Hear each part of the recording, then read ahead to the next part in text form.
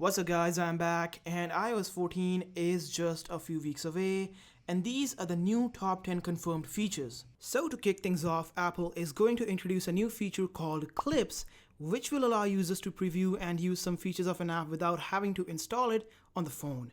Now the access will be limited and you'll have to install the app itself to use all the features, but the idea sounds pretty amazing. Now I am sure everyone has been in a situation where they wanted to translate a web page on Safari, but you couldn't because Safari doesn't offer that, only Google Chrome does.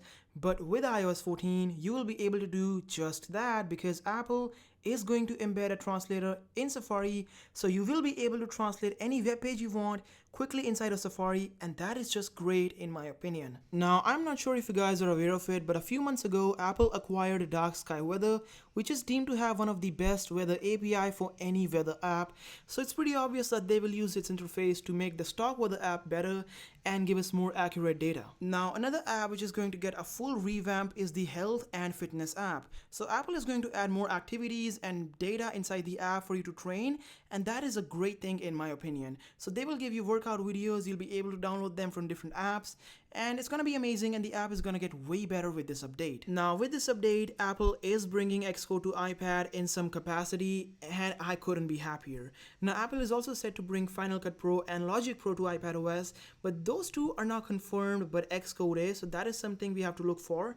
But if they bring Final Cut Pro in some capacity, it's gonna be great and it's gonna be a game changer for iPadOS. Now the Messages app is also gonna get a bunch of new features. So finally you will be able to tag someone in a group chat, and finally you will be able to delete a message after sending it, and that's gonna be great.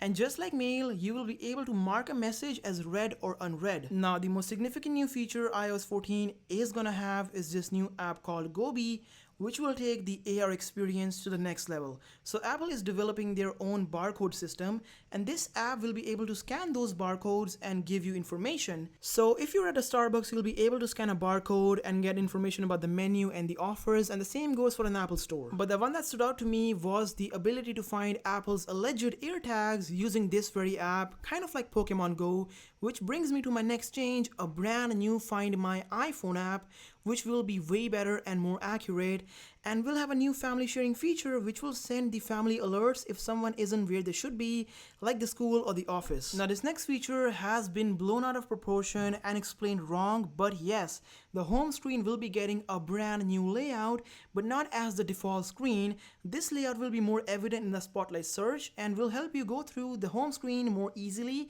But no, it's not gonna be the main home screen, it's just gonna be the home screen search and navigation menu inside the Spotlight search. So finally, last but not the least, widgets are coming to iOS 14, and a lot of people seem to be very angry about that, and I understand that, but guys, you should know that you'll have the ability to add them and remove them at any time as per your liking. Now before ending the video, a lot of you are very curious about the credibility of these sources, so you guys should know that back in Feb, an early development iOS 14 version got leaked and was spread around. So most of these features have been confirmed from those codes that were fetched from that leaked version, and once again it's confirmed that iOS 14 will support on all the devices that supported iOS 13. So even the original iPhone SE and 6s will support it, and that's pretty great in my opinion.